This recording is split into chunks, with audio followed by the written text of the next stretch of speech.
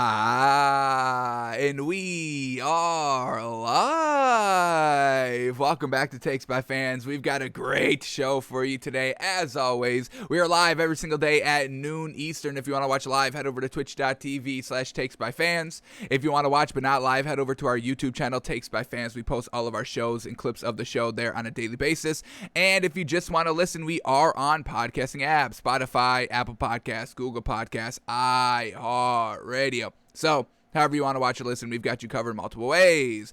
Alrighty, today's a big old Saturday, and we've got NFL preseason football kicking off at 1 o'clock today, so we're going to try and squeeze our entire show in just an hour today. I know it's hard to do, but I think we're up for the challenge. So we got to, be out of here in time to watch Mitch Trubisky revenge game against the Bills. Justin Fields, a little bit more pressure on him. Matt Nagy's kind of being like, hey, we need you to do a little bit better than Mitch did here. Justin Fields, he was looking pretty good week 1, preseason game number 1. Let's see what he's got in store here in preseason game number 2. And also, we do know that Andy Dalton's going to be playing a little bit more. So Matt Nagy really wants to see his quarterbacks flourish here and kind of Mitch Trubisky flounder a little bit. Just, it's just the game, unfortunately. Mitch Trubisky couldn't get it done with the Bears, and now he's on to new and better things as the backup for the Bills. So we'll be able to see plenty of Mitch Trubisky today, and I'm hoping he pulls through and has a pretty solid game. But we got to go and watch it first of all. So we're going to watch it today, obviously, and we'll break it down tomorrow on the show of what we're seeing out of those quarterbacks there in Chicago. But let's just jump right into it with the show today. We're going to be breaking down the 3 preseason games that have happened already this week. The Thursday game, the two Friday games. We're going to break those down and see how our kind of what we are kind of looking for. The quarterback battle in New England, how is that going? Jamar Chase, how is that going? And then for Cardinals Chiefs, nothing that we're really focusing in on, so we'll just see how the overall game went and break those down. But let's just jump right into it with the stories of the day, folks. And the first one, folks, did we not see this coming? And we tried to squash this before it became this.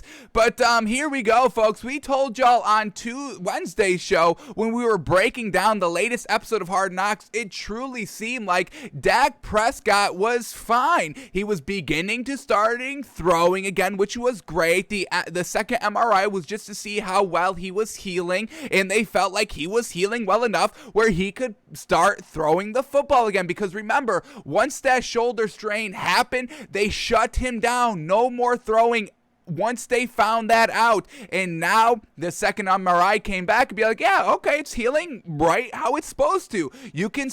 We started clearing Dak Prescott for light throwing. And then the ankle was never a problem. We saw that in Hard Knocks episode 1. He was running around fine. He was feeling fine. He was accurate as heck on the run. The ankle is truly seeming to be 100% fine. The shoulder is progressing to be 100% fine. On Wednesday's show, we kind of said you can play this shoulder narrative until the end of this week. Tomorrow would be the end of this week, but it's just like, it's looking fine. Don't keep dragging this story out and out and out just for something to talk about, just to kind of put more pressure on the Cowboys, unnecessary pressure. We don't need these narratives anymore. And right on cue, right on track, we get this tweet earlier today, folks.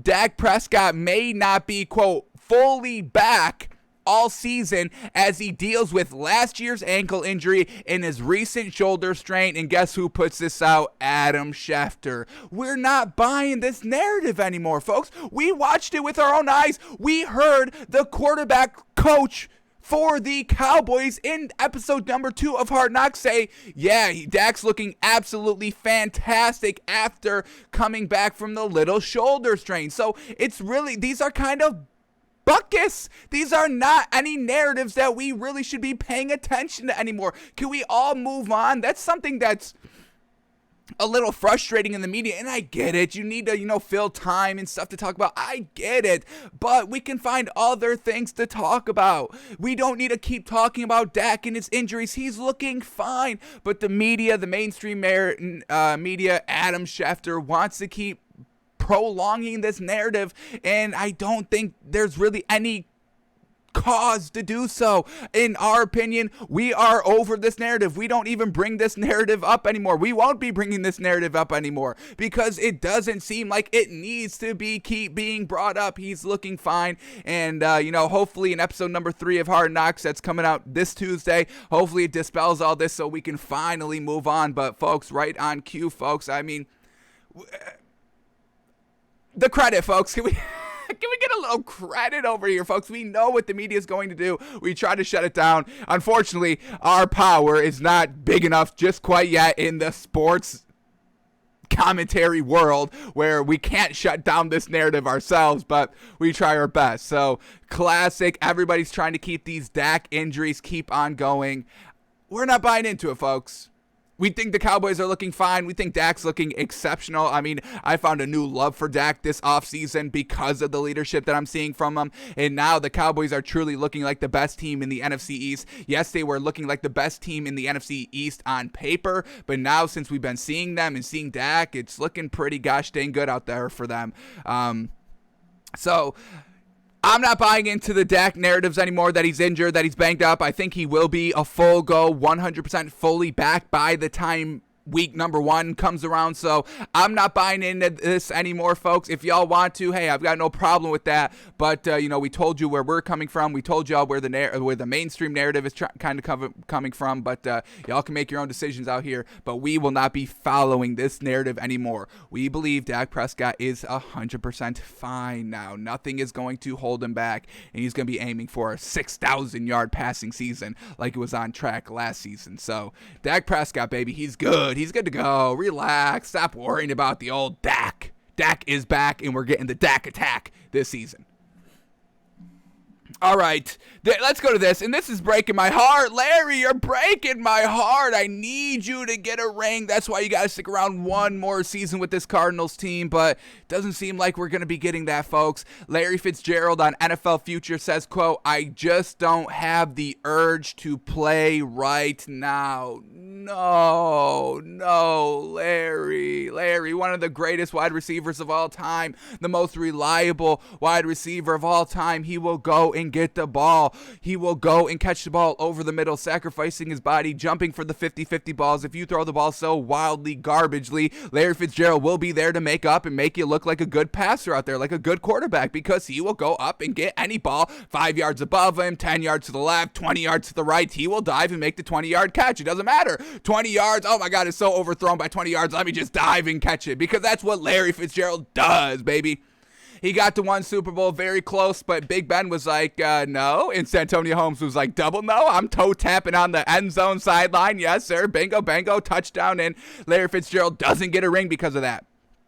But we really wanted him back this season because this is seeming like the best chance he's had in a while to go out and get a ring. It's seeming like all the pieces are here for Arizona to try and make that Super Bowl run this season. They are in a very, very tough division in the NFC West with the Seahawks and the 49ers and the Rams, but their offense of DeAndre Hopkins and then newly acquired AJ Green, that just leaves Larry Fitzgerald to be kind of the third or fourth option, because you still got Christian Kirk and Isabella. So Larry Fitzgerald, all you had to do was kind of be like the fifth, sixth option out here, a nice veteran presence, and that was it. And you could potentially get a ring this season because the Cardinals defense is also a little bit better. They bring in JJ Watt, and Budda Baker's getting better every single season. So this was truly looking like the last great season for Larry Fitzgerald to go out and win a ring, but he doesn't want to come back. He's a free agent. He's not signed. He's not playing. He's not on a team.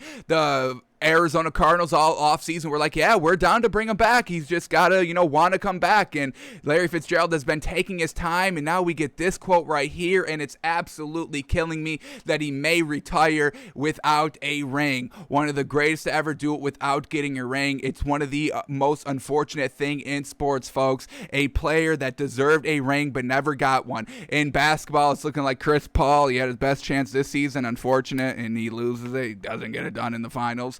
And now Larry Fitzgerald right here could potentially be not playing this season. So, well, he's not playing this season, it seems like. So let's see what this actual quote is, and let's see if there's any maybe hint that he could still maybe go. It's not looking great because usually this time, this is where kind of the free agents or kind of like the unsigned players that maybe are on the borderline of retiring, when they see everybody out there in training camp, they start to get a little bit of an itch, and then they see preseason game number 1, and then the itch is truly fully there, and then they're calling their agents to be like, yeah, try to get me on a team. I need to play. I'm ready to rock. Okay, I know what I'm missing, and I don't want to miss it this year. But Larry Fitzgerald says, the urge is not here yet, and we're already past preseason game number 1, basically in the thick of it, a preseason game number 2, and the urge is still not there.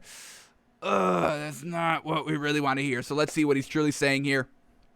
Here we go. Larry Fitzgerald won't be suiting up for Arizona Cardinals for the start of the season, but the future Hall of Fame wide receiver stopped just short Friday of announcing his retirement, joining Jim Gray for the latest episode of Sirius XM's Let's Go, which airs on Mad Dog Sports Radio. Fitzgerald was asked if he plans to be on the field this season or become a full-time radio broadcaster. He says, quote, "For now, I'll be a radio broadcaster." No, radio broadcasters don't win NFL Super Bowl rings. No, Larry, please, one more go. You don't even have to play the entire year.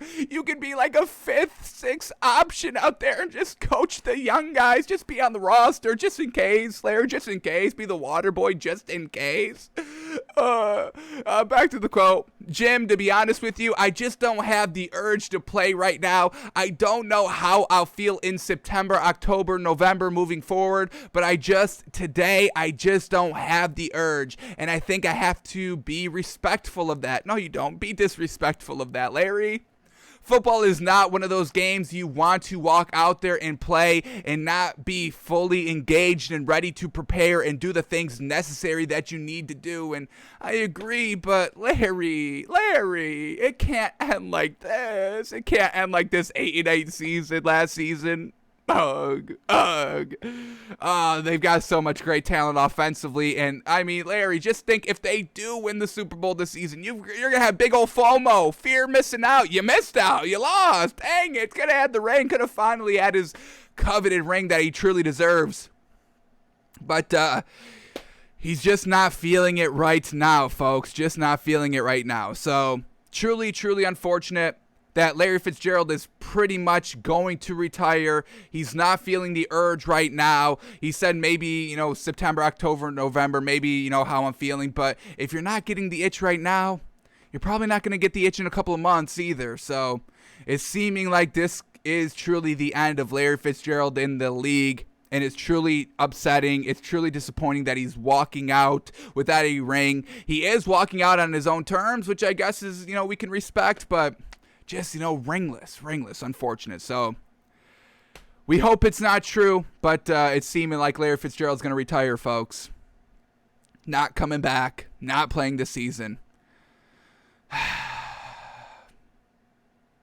A goat without a ring. A goat without a ring. How unfortunate. How unfortunate. Larry, we wish you the best. But we do wish you also play the season. So please, Larry, one more go, please. So we'll see what Larry Fitzgerald does, but the urge is not there right now.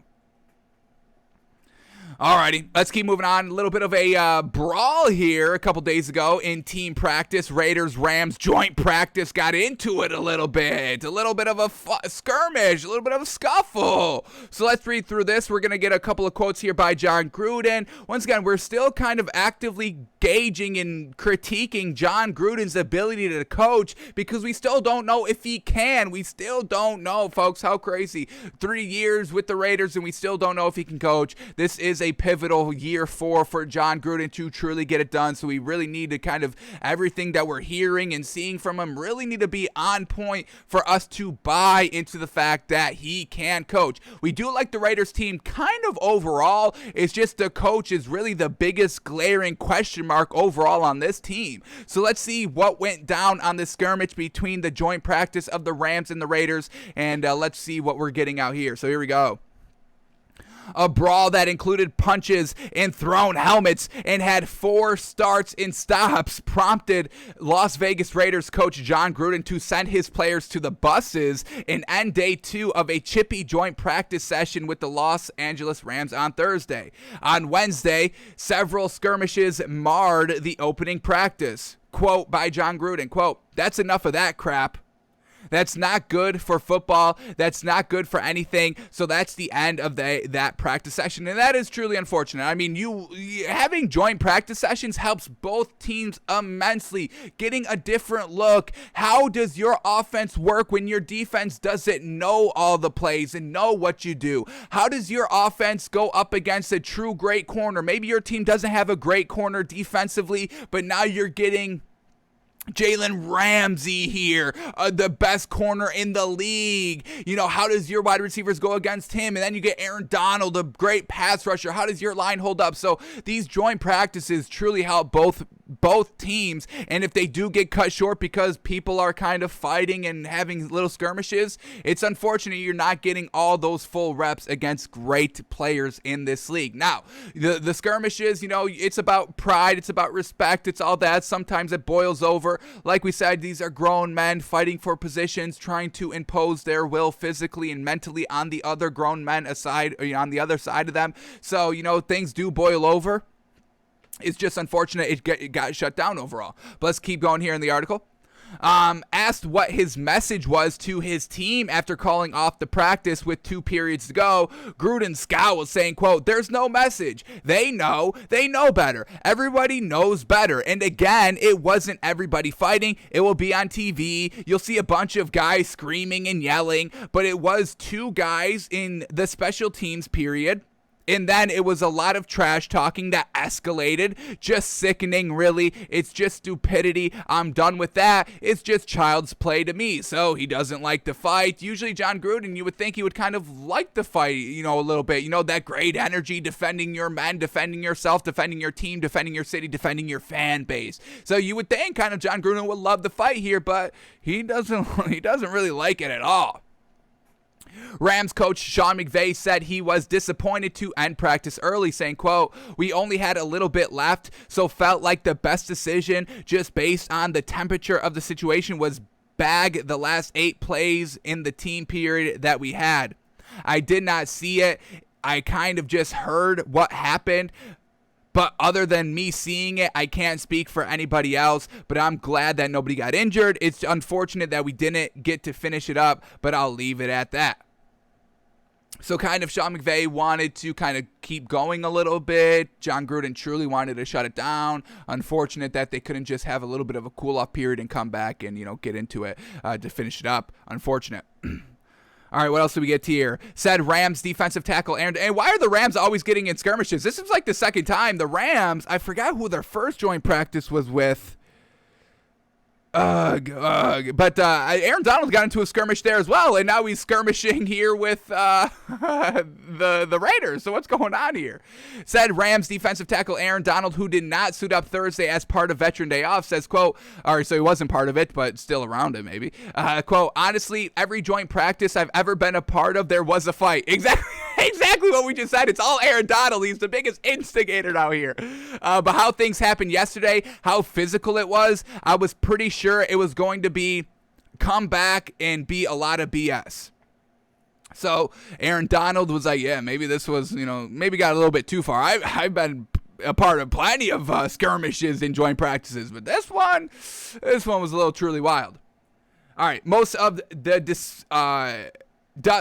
dust-ups over the 2 practices occurred during special teams period, and Raiders quarterback Derek Carr had an idea why. He says, quote, "Well, there's a reason a lot of fights come out on special teams. They're fighting for a job." Literally, exactly. I mean, that's where you go out if you're kind of an undrafted player, a 7th, 6th round pick. You make your impact on special teams, making that big play, catching the eyes of the coach, showing that you are willing to put in the work, starting in the ground floor of special teams and working your way up and still putting 100%, 110% effort out there on special teams every single play. That's how you earn the spot. And Derek Carr is 100% right there. Another quote here by Derek Carr. I love the fighting. I think it's good for your team to fight a little bit. Everyone's tired at this point of camp. It doesn't bother me as long as no one gets hurt. So once again, like we were kind of saying, John Gruden, really should love this. His kind of personality of what he kind of puts out there, of when we're kind of watching him on, ESPN for the Monday Night Football broadcast and all that. He does seem like the guy that loves the type of physical mentality, but now it seems like he's gone soft a little bit here. We got Derek Carr loving the fights as long as nobody gets injured, and John Gruden says, hey, no, this is straight up nonsense right from the rip. Don't even like it at all. All right, one more quote here by Derek Carr. When that stuff carries on to the next play and the next play and you're getting cheap shots, that's when it's pointless. But I think there is good respect for both sides. Alrighty, so that was just a nice little glimpse of this Raiders scuffle.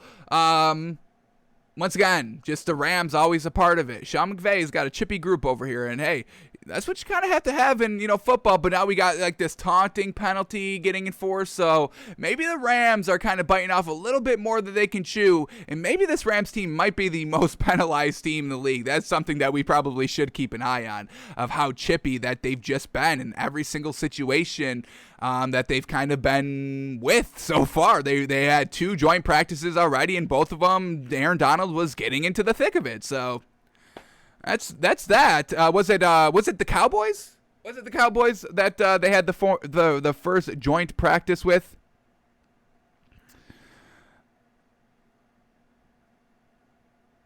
Okay, maybe not.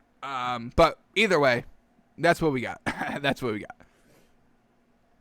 All right, let's keep moving on here. And this is great. This one is great. And we just saw this and we talked about this. And now we're finally getting to hear the words from the horse's mouth and surely see how this chemistry is working out. But Jets wide receiver Corey Davis says, quote, he's made a lot of huge strides in building chemistry with quarterback Zach Wilson. And we literally just saw that. It was preseason game number 1. And all the balls that Zach Wilson was throwing to Corey Davis, it was exactly when Corey Davis was breaking his route. The one that comes into mind that sticks out the most was just kind of that 5 to 10 yard out route by Corey Davis. Zach Wilson putting it exactly on the money. As soon as Corey Davis broke out left, going to the sideline on the out route, the ball was already out of Zach Wilson's hands. So that chemistry and timing truly seems like it is not perfect at this moment, but it's real good for the rookie and Corey Davis.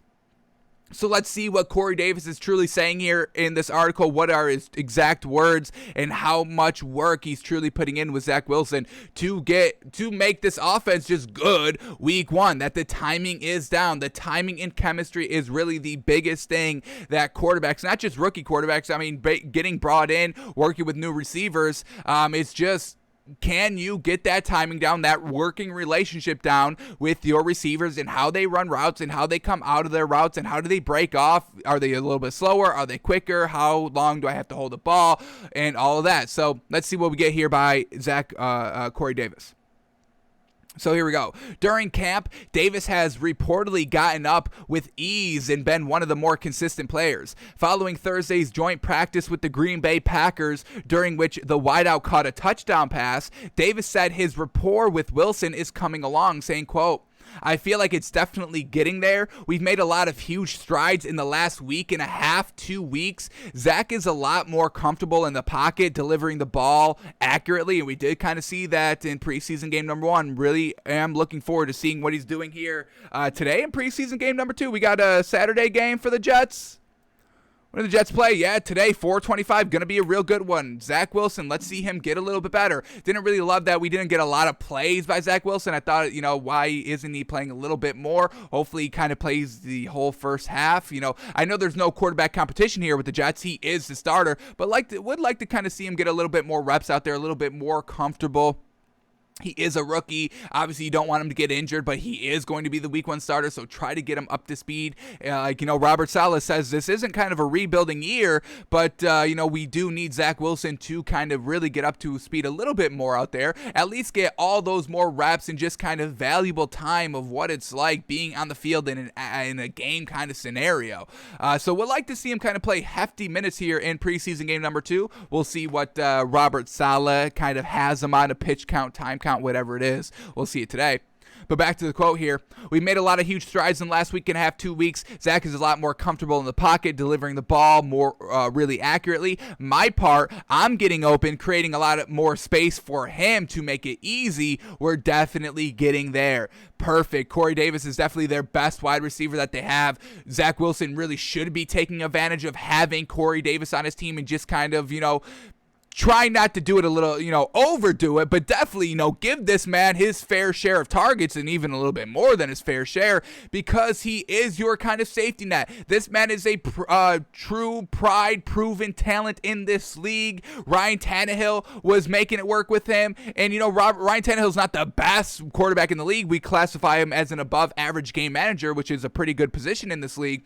But Zach Wilson, if he can at least be the above-average game manager, take that advantage of having Corey Davis on your team. So really am looking forward to seeing these two work out today in preseason game number 2. They're getting better every single day, every single practice, and hopefully we do see a little bit more building upon what we saw in preseason game number 1 between these two, and hopefully they build on it like they said they were, getting better like they said they were, and hopefully it comes through when we watch the game today. So Zach Wilson and Corey Davis are getting there, and that's basically what Zach Wilson should be kind of truly focusing on.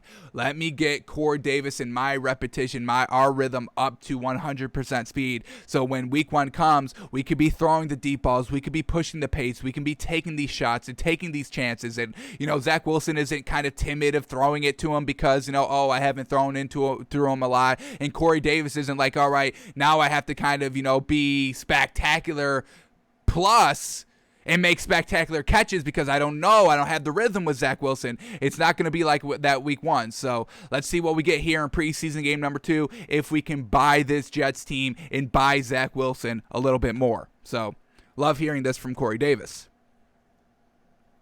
Alrighty, I don't know how I feel about this, but we'll let Ben be Ben here. Ben Roethlisberger wants, quote, as many reps as I can in Steelers preseason matchup against the Lions. Now, why we have a little bit of not an issue, but why we have a little bit of a potential, maybe, red flag appearing from this is because we heard from Big Ben why he struggled down the stretch last season was because he was throwing so much in the offseason trying to get right that he just declined. So, once again, you want as many reps here in preseason game number 2 against the Lions, but we know the arm, it does fall off if you throw a little bit too much, not in kind of the regular season. So, we'll see. We still want Big Ben to kind of, get up to speed. This is a new offensive coordinator and a new kind of offense overall, a more run heavier than it's been in the past here. So you still need Big Ben to kind of work through this offense and get up to speed in that regard. So we do still want to see him out there throwing a little bit here,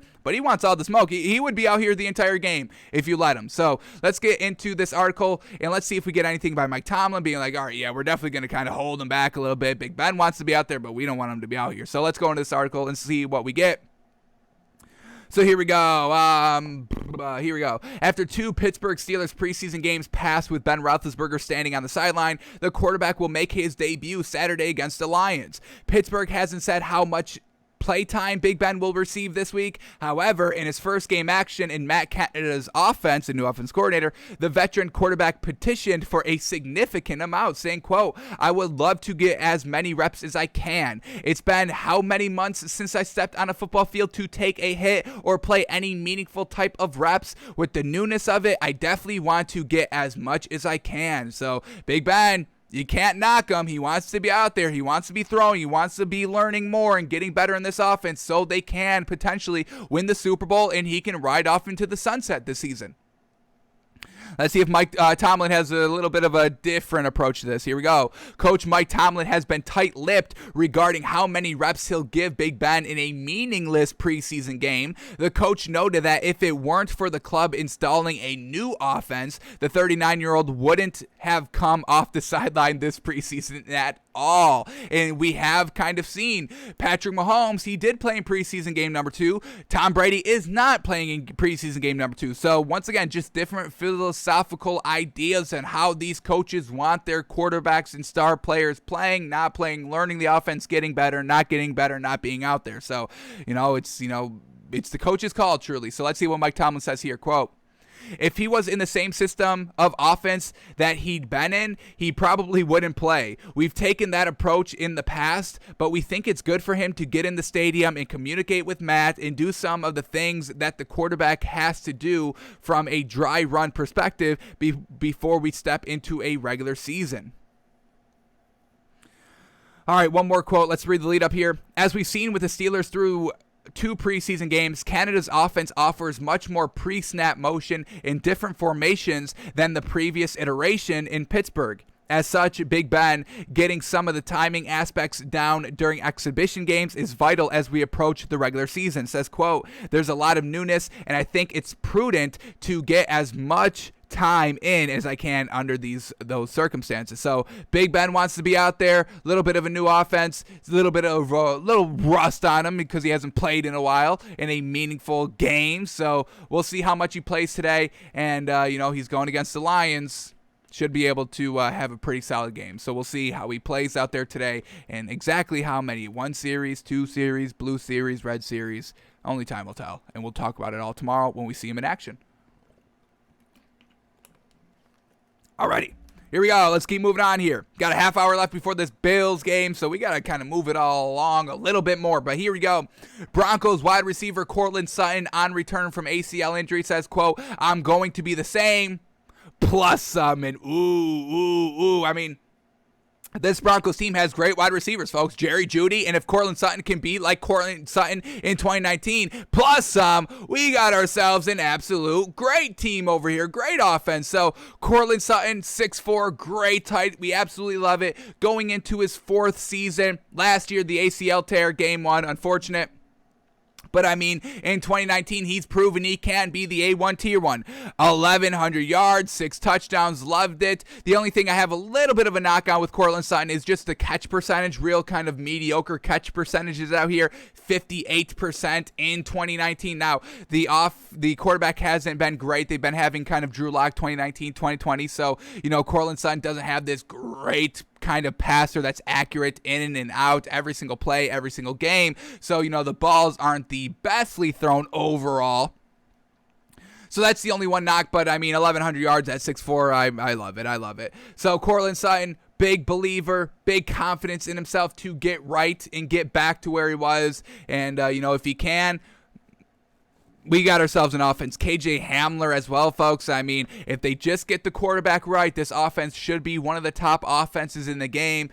We also need Melvin Gordon to be kind of just solid as well, which, he's, solid, but, he thinks of himself as like an A1 tier 1 running back, where he's really honestly like a tier 2 running back in this league. So if they get the quarterback right, this offense, the sky's the limit. So Courtland Sutton, Jerry Jeudy, KJ Hamler, sheesh, that is speed, that is size, and that is deep ball accuracy perfection on these wide receivers. So Courtland Sutton getting there on the recovery from ACL, saying I'm going to be the same, plus some. Yes, sir. Yes, sir.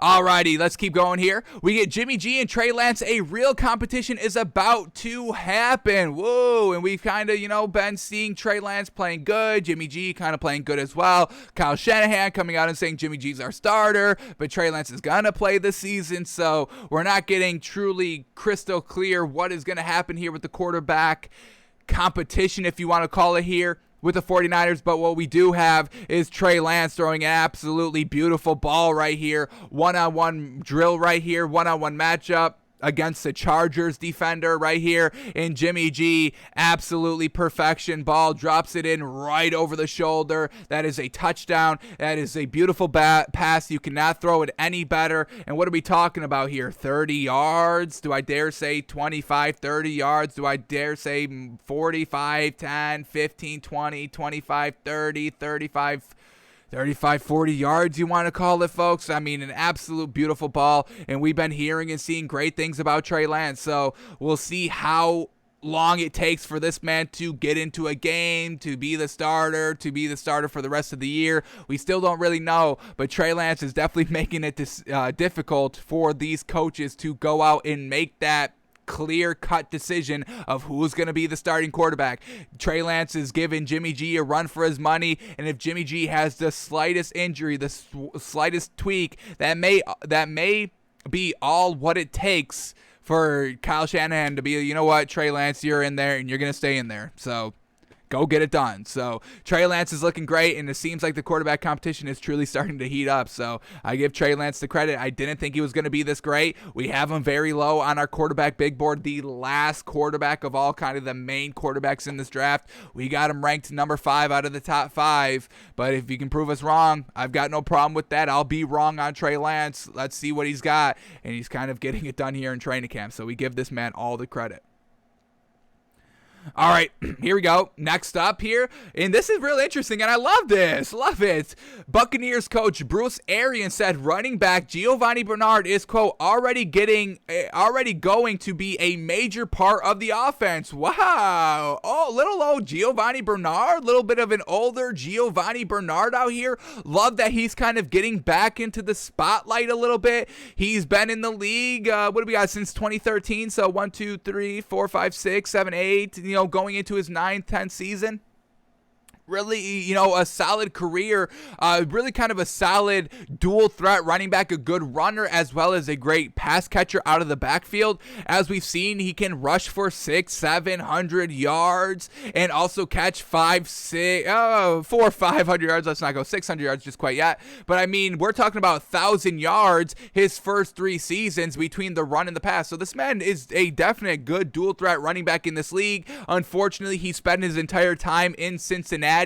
Unfortunate, lackluster Andy Dalton, lackluster Marvin Lewis to get them, any meaningful playoff wins, but he was getting it done out there with the Bengals. Fantastic. And now he's getting another opportunity to kind of revitalize his career here with the Bucs, and he is kind of listed as the 3rd string here. They got Leonard Fournette, their starting running back, Ronald Jones as well. So Giovanni Bernard able to kind of work his way into the offense is fantastic. We know Leonard Fournette's not the best pass catcher out of the backfield. Ronald Jones, what is he looking like? Is he a good pass catcher out of the backfield? I know Leonard Fournette is absolutely abysmal. Barely can even catch. I don't want to disrespect the man, but can barely even catch the ball out of the backfield. What do we got with Ronald Jones? I believe he's kind of a pure runner. And that's probably why, Giovanni Bernard is getting this huge role in the offense. But here we go. Ronald Jones, 300 yards, 165 last season catching. So Giovanni Bernard is a little bit of a better catcher than Ronald Jones and just getting open out of the backfield, while Ronald Jones is a little bit of a better pure runner, hitting 900 yards, 700 yards. That's something Giovanni Bernard has just never done. Love that Giovanni Bernard is getting back into the limelight here. Once again, kind of just giving more chances to kind of a little bit, 29 is still young in this league, so, great there. But, we just seen Lamar Miller and Alfred Morris get caught, free agents now at the running back position, and they have been proven to kind of be great in their early years. Giovanni Bernard has proven to be great in his early years, and just kind of giving credit that you can still, if you've done it before, if you've rushed for 1,000, if you've had it over 1,000 yards from scrimmage early in your career, just not really, recently in the last 3, 4, 5 seasons, you can get back to that potentially, and you can still find a role in an offense somewhere. So Lamar Miller, Alfred Morris, I hope they get picked up by the time the season starts, because I truly believe that they could be good rushers still in this league. So shout out to Giovanni Bernard, man. Still getting it done and going to be a huge part of this offense, and we can't wait to see him. Hopefully he can win a ring because Andy Dalton was holding him back a little bit. All right, next up here we go. Urban Meyer is still isn't naming his starting quarterback. Could it take until the 3rd preseason game? We get a quote here by Urban Meyer. He says, in theory, it could, but I'd rather not. So hopefully by the end of preseason game number 2, Urban Meyer makes his decision, which we all know will be Trevor Lawrence. It will not be Gardner Minshew. We truly believe he's only having Gardner Minshew believe he can play to kind of calm him down, because he wants to only be the starter. He's not interested in a backup role. So you calm him down so he kind of makes the team overall better. And then also his trade value goes up because he's been kind of proving himself in training camp in preseason game number 1. So we should know by when do they play? They play today or Sunday or Monday, because it's all week, folks.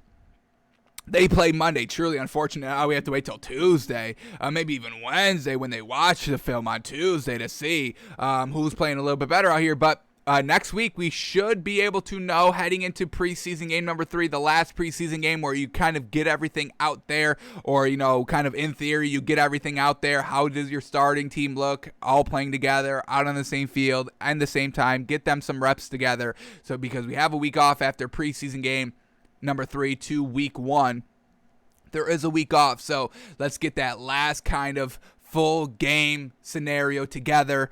Then we can practice getting ready for week 1. So come Wednesday, folks, we're going to get a starting quarterback name for the Jags in our opinion.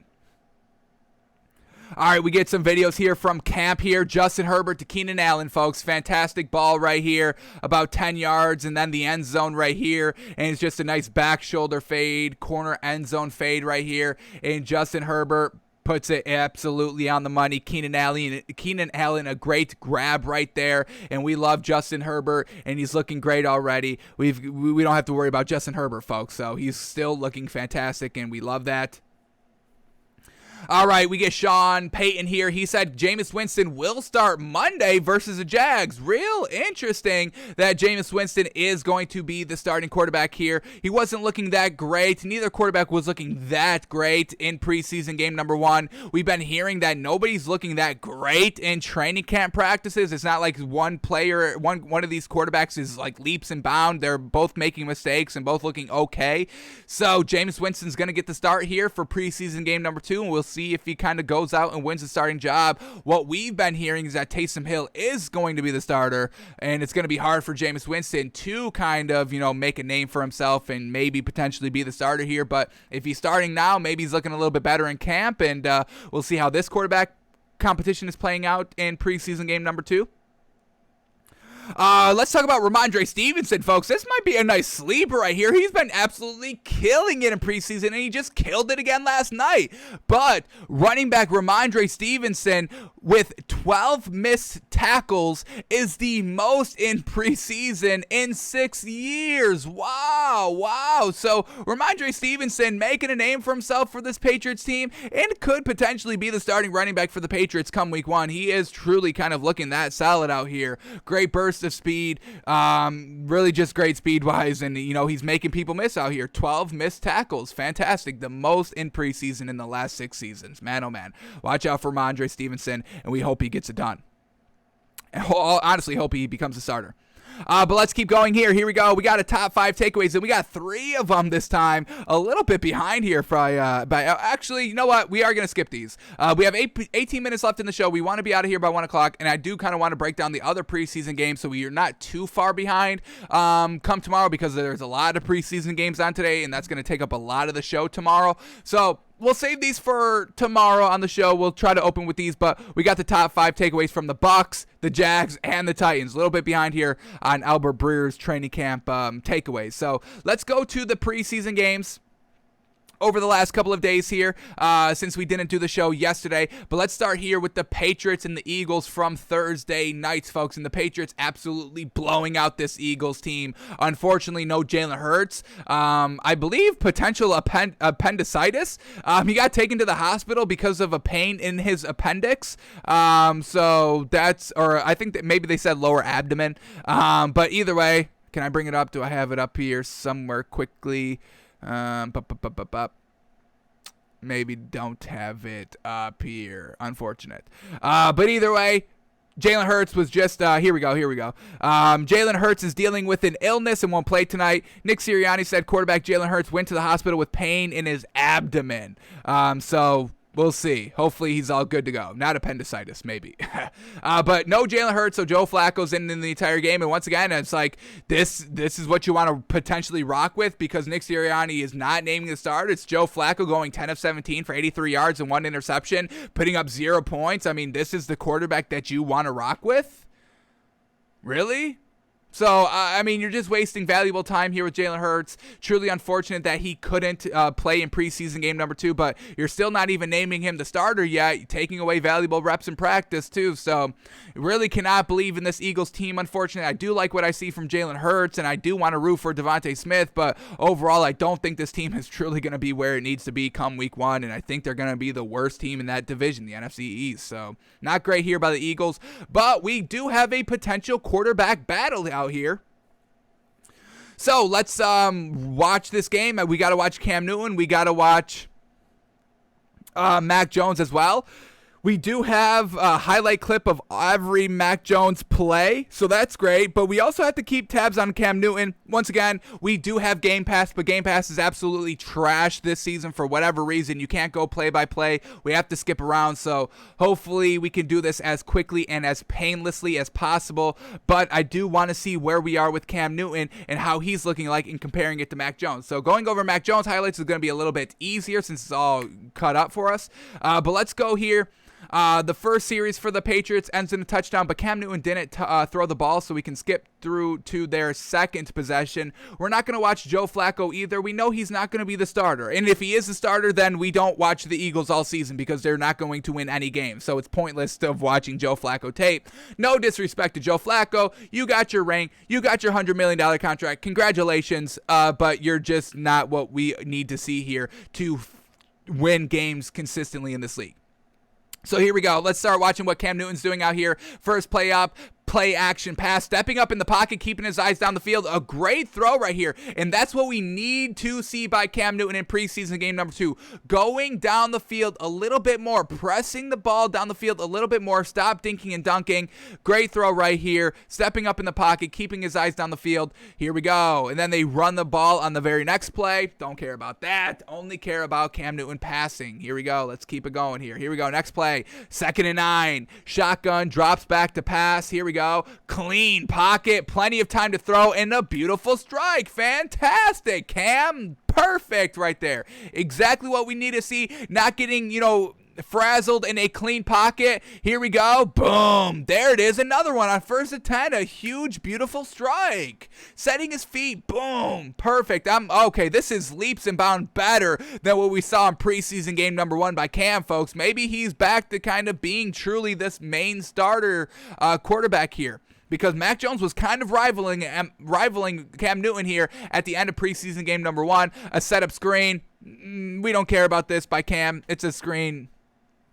Nothing really by him. Here we go. 3rd and 6 in the red zone. Got to try to potentially get a touchdown here. Boom. Oh, he dumps it short, and it's incomplete. Oh, Cam. So they have to settle for a field goal. It's good. Or it's no good. I thought they score. Oh, they don't. They missed a field goal. So unfortunate here by Cam. Let's go back to this play quickly. Was there anything open? Because even if this ball was complete, it's going to be well short of the first down, which is unfortunate. So once again, Cam little reverting here in the red zone, and the field shrinks in the red zone, so you can't just be good from the 20s to the 20s. We got to see you get it done in the red zone as well, capitalizing on 7 points. But Cam Newton, a little bit of a dump down right here. You can't go here. This is going to be short. Right here. How's this? Yeah. Oh, the double move. If he just kept it there on a comeback, double move doesn't beat the safety up there, so you really can't go here. Then he just kind of tries to dump it off right here. Maybe you go to this man. Unfortunately, we don't have the all 22 to see what else is down here, but he does dump it off about a yard short, and it is incomplete. All right, maybe not too bad there by Cam Newton. Really nowhere very open to go with the ball. Other than that, unfortunate overall. All right, then we know the Eagles, I don't believe they do anything on their next drive, so we can keep going here. This will be the last drive we watch here. Cam Newton starts as well, and then we'll go to Mac Jones after this drive. But let's see if Cam Newton can kind of, score another touchdown right here. All right, here we go. First play is a run. They're also starting at their own 34-yard line. Great field position to start from. We need to get some points out of this drive, Cam. Let's see if he's up for it. Here we go, 2nd and 5. Play action pass. Stepping up in the pocket, still keeping his eyes down the field, ends up checking it down, dinking it down, no problems there. gets caught for the first down. We'll give him the credit. Moving the sticks. Hey, at the end of the day, if you're moving the sticks, I can't really knock you too much. Here we go. Stepping up in the pocket. Still keeping his eyes down the field. Once again, a nice little, another dink off here, but he is still standing tall, not looking to scramble, trying to keep his eyes on the field. So that is something that is pretty good right here. Another setup screen. 2nd and 3. That gets the first down. All right. They're back to the run. Picks up 4, 5 yards. Come on, let's see Cam sling this down the field, baby. Come on. Another run play. Great run right there. 6, 7 yards for the first down. Here we go. Now at the 29-yard line, 28-yard line, they're back to the run. Gets nothing. All right, Cam's going to have to start opening it up here. Come on, Cam. Here we go, 2nd and 10. A play action pass, plenty of time in the pocket. Boom, a great strike right there. And that's a touchdown, baby. Who's this wide receiver? Is that Jacoby Myers? Oh, that man was fantastic. Tiptoeing on the sideline for the last 10 yards, and he's able to find his way into the end zone. That's bad defense by the Eagles of not forcing him out. Great read by Cam Newton right here. Perfectly wide open. Jacoby Myers does the rest for the last 10 yards. All right, so Cam, a nice little touchdown drive right there. Nice confidence in the pocket. Real solid work. Now let's see if Mac Jones is looking a little bit better, a little bit worse. What is Mac Jones doing out here? So here we go. Mac Jones, backed up here from his own 6-yard line. This is going to be a big old drive if he can complete it. A potential pick. Yike on his first throw. Not good. Not good. So far, Cam Newton's in control of the starting job so far. Here we go, 3rd and 13. Mac Jones, plenty of time to throw, finds the wide open receiver. Wow. Standing tall in his own end zone. Plenty of time to throw, keeping his eyes on the field. 3rd and 13 pickup. You give him credit. Finding himself once again down, very down behind the 6 here on 1st and 20. They tried a running back screen that picked up some solid yards right there.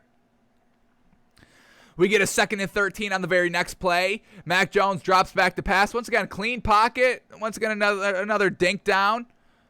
The running back making all the jukes out there. Avoided 2 tackles right there. Picks up the first. All right. Sony Michel getting it done. They got some nice running backs out here. Sony Michel, Ramondre Stevenson. The run game for the Patriots could be real kind of real great and real kind of surprising this season. A check down right here, right just short of the first down. They pick up the first down. Here we go on the other side of the field at the Eagles 40. Mac Jones, clean pocket, now deciding to take off with it in a slide right there. So this is what we have been seeing from Mac Jones. Slid a little weird right there, but he's all good, back on his feet. But he's not taking the unnecessary hits, so that's fine. A little bit of a try to set up screen right here that gets blown up. All right, Mac Jones not looking as good as he was kind of looking in preseason game number 1 so far. Here we go, a 2-point attempt after a touchdown. Mac Jones. Okay. He tried to, take a shot right there. Unfortunate. It seemed like a very well-thrown ball right here. Maybe a tad too high, but it's still a good opportunity for your receiver to go up and get it. So not a bad ball right there on the 2-point conversion. Unfortunately incomplete, though. All right, Mac Jones back to pass right here, stepping up in the pocket and launching it deep. Oh, man, and this was a beautifully thrown ball. Unfortunately, N'Keal Harry could not come down with it. Gets shaken up on this play as well. Didn't play for the rest of the game. But this is a beautiful ball by Mac Jones, and this is why we do like Mac Jones a little bit better than Cam Newton. Just look at the accuracy on this deep ball, and he slings it, and that's folks, that's a perfect pass. That's an unfortunate drop right there by N'Keal Harry. Truly, truly unfortunate, but this is a beautiful, perfect throw. Beautiful, perfect throw. Let's count the yards on it. Let's see where he throws this one from.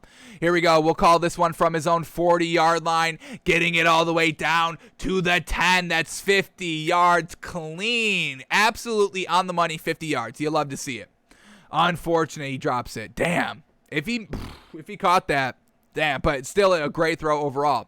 Here we go. 2nd and 10 now. Trying to do something before the end of the first half. Mac Jones, another dink dump off. Goes for about 7 yards. Hurry up offense now, Mac Jones. Here we go.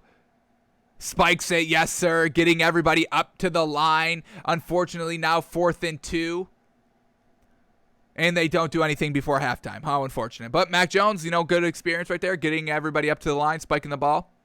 All right, comeback route for 5 yards on the money. Nothing impressive. 2nd and 4. Mac Jones. This offensive line for the Patriots is pretty solid too. Very, very well holding up throughout the entire game. Pretty solid out there. A solid throw right there by Mac Jones to pick up the first down. 15 yards over the field. Another dump off right there for about 7 yards. And once again, they're dump offs. They're wide open, so I don't fault them. But at some point, we still have to see, taking those chances as well. But we won't knock that one too much.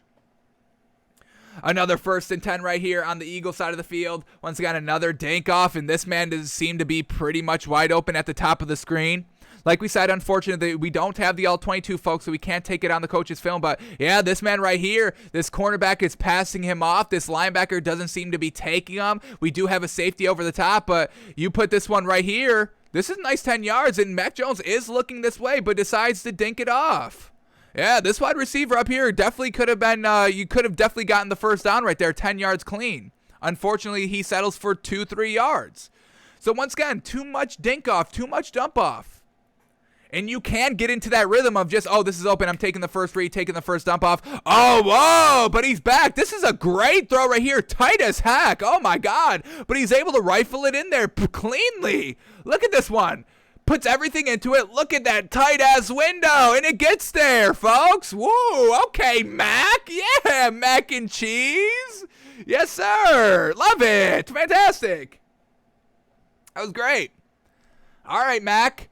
Can he complete this one? Are we still in the red zone now? What do we got? All right, they scored a touchdown, not a throwing touchdown, but we're back. Another dink off. Okay. What do we get? Anything else right here? Got another minute 40 on this highlight tape. Here we go. Bingo on 2nd and 5. A nice little out route on the left side, one-on-one. Gets it there. I want to see Mac Jones strike a touchdown. Here we go. We're in the red zone at the Eagles' 15-yard line. Another dink down. Unfortunate. Incomplete. A little bit too low there by Mac and Cheese. Now 3rd and 7 from the 12-yard line. Come on. Do not settle for a field goal here. Let's pick up this first down or get the touchdown. There we go. Picks up the first down. And we'll be 2 yards short of the first down. But hey, or the touchdown. Picks up the first down. Great throw there by Mac Jones. Here we go. 1st and goal. Come on, Mac and Cheese. Let's score this one, baby. What do you got for us? Here we go. Boom. Oh, no. Just drops it there. And that's the last pass. So he doesn't have a passing touchdown. Is that correct? Let's go to the stats quickly.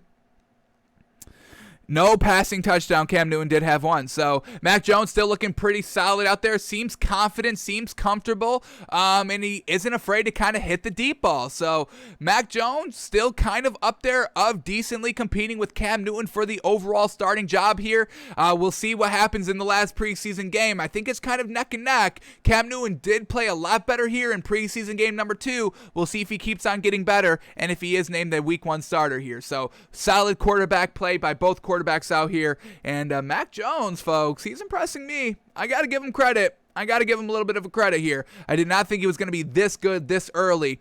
Really didn't think he was gonna be good at all, but here he is proving us wrong. Got no problem with it. All right, last one to talk about here. Really nothing to really watch for in the Chiefs-Cardinals game. Unfortunately, I don't care about what Patrick Mahomes is doing. He doesn't matter what he's doing in preseason. I don't care what Kyler Murray is doing in preseason. I don't care about what all the other quarterbacks are doing in preseason between these two teams because we know the starters. So just really nothing to watch for. But let's talk about this Bengals-Washington game. Let's go over Ryan Fitzpatrick first. 7 of 13 for 96 yards. Does he play the first series? He does. So we could watch a little bit of Ryan Fitzpatrick here. Ryan Fitzpatrick. Hang on, let's go to this. I just want to watch the first drive of what because I'm not a believer in Ryan Fitzpatrick, but he is going to be kind of the week 1 starter. We do kind of know this. So let's see what he was kind of doing here in the first drive, because there is something a little bit more concerning to watch for Jamar Chase. Preseason game number 2, still struggling, folks, and y'all killed me. Well, some people tried to kill me in my first video of preseason game number 1, where Jamar Chase wasn't really doing that much. The separation is still an issue, but now just the drops are an issue. The man can't catch the ball, and we're going to watch it in a second here. Nothing great here by Ryan Fitzpatrick so far. Play action pass here. Let's see what we get. Escaping out of the pocket, keeping his eyes down the field, slinging it. And just unfortunate there, incomplete pass. Seemed to be decently thrown. Unfortunately, the receiver could not make the diving grab. And here we go. Yeah, I mean, not a great angle on this one. And another incomplete ball here by Ryan Fitzpatrick. So not able to move the sticks here on 3rd and 6. Got to complete that ball. That's open. And unfortunately, it's an incomplete pass. So I'm not the biggest believer in Ryan Fitzpatrick. Unfortunately, we are running out of time today on the show. So we got to just go to Jamar Chase from last night, folks. He's not getting it done. He had 3 targets, all 3 drops here. Let's watch him. This man is struggling early. Here we go, wide open, and it's a drop, a wide open slant coming across the middle, wide open by like 3 yards. Nobody around him, and he's still dropping the ball right in his chest. Maybe a slightly behind, but it's still no excuse for dropping this ball so wide open, folks. You gotta make that catch. Once again, Jamar Chase is struggling. I know there's still time to get better, but he's not so far. We'll see what he does in preseason game number 3. He's not getting it done, folks. Jamar Chase is still struggling. Where Jalen Waddle is proving he's looking real solid. Devontae Smith is looking okay so far. And Jamar Chase, he was the first wide receiver taken in this year's draft, but he's definitely not playing like it, folks. Let's watch drop number 2. Another slant kind of over the middle. This one, let's go back here, decently covered. Unfortunately, it does hit him in the hands right here, and he drops it. A little shy going across the middle, knowing that there's a safety barreling down on him. Still got to catch the ball, even if you're going to get hit, even if you're going to get big popped. It's unfortunate. You still got to catch the ball, and here we go, the last throw right here. Another one. Really, let's watch the separation on this one, because he did get kind of, knocked off of his route right here. Stumbles a little bit, and as he's stumbling, coming out of his break, the ball's there, and it's dropped. So still struggling with separation, still struggling catching the ball, and 0 of 3, 0 yards last night in preseason game number 2. Got to see him get a little bit better. Hopefully he can get everything right by, week 1, but there's only one preseason game left to kind of get that full NFL speed and how to play against other great corners, against another team that doesn't know your strengths and weaknesses and doesn't practice with you every single day to know what you do, and they're still kind of locking him up, and he's still kind of dropping some balls out here. So Jamar Chase is still struggling. I don't know what you want from me. We're still seeing him struggle, folks. So don't get mad at me because of this video. Get mad at your man, the guy that your team picked. I didn't pick the man for y'all. Your team did. He's not panning out so well so far, folks. So we'll see if Jamar Chase can get up to speed by week 1. Alrighty, folks, that's going to do it for us today. We are at 1:02, 2 minutes over. Damn it, we went 2 minutes late. But we're going to be watching some preseason football here tonight. We've got, what do we take? In this first game, do we go Bears? Bears at home. Bills, their second team isn't anything great. They struggled to kind of beat the Lions last week. They did, but they struggled a little bit. Bears, I think we'd take the Bears straight up and trust Justin Fields today. And we'll see how good Mitch Trubisky does. So that's going to do it for us today. Folks, thanks for tuning in. Thanks for watching. Thanks for listening. We're back tomorrow live, noon Eastern, breaking down all the action of the great, packed preseason game filled day that is today. So we're back tomorrow live, noon Eastern. Enjoy this day, this week of football, folks. We will, and we'll have the breakdowns for the rest of the week, folks. So we'll see you tomorrow, folks.